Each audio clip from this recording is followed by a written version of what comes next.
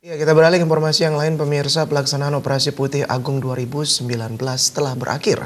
Dalam operasi, Satlantas Buleleng menindak sebanyak 1.275 pelanggaran lalu lintas, serta terjadi peningkatan penindakan hingga 96%.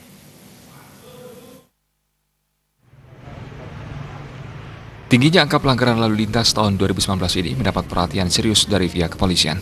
Dari 8 sasaran kegiatan operasi Patuh Agung, sudah dilakukan penindakan pelanggaran tanpa SIM sebanyak 145 dan pelanggaran tanpa STNK sebanyak 734. Dari penindakan pelanggaran yang dilakukan telah mengamankan kendaraan roda 4 sebanyak 5 unit dan kendaraan roda 2 sebanyak 36 unit, sehingga jumlah keseluruhan kendaraan yang diamankan sebanyak 41 unit. Kasat Lantas Polres Buleleng AKP Putudiah mengungkapkan, selama dalam operasi berjalan yang dilakukan sampai ke tingkat polsek jajaran dan banyak menimbulkan dampak positif.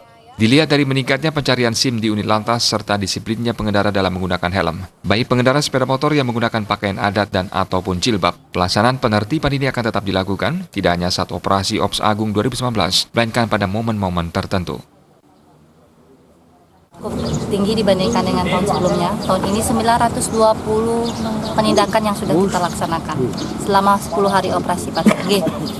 Dengan rincian bahwasannya barang bukti yang kita amankan 36 yang ada di sini, R2, ada 5 R4, kemudian ada SIM 145 dan sebanyak 734 barang bukti STNK. Dan untuk yang pakaian adat masih kita tetap tahapan lebih gencar sosialisasi.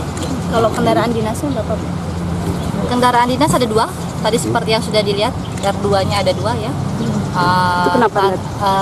Tidak bawa SIM, SIM-nya mati dengan STNK-nya juga. Ops Patuh Agung sendiri tidak hanya dilakukan pada siang harinya, tetapi malam hari pun jajaran Satuan Lalu Lintas Polres Buleleng tetap melakukan operasi. Komang Yuda, Bali TV.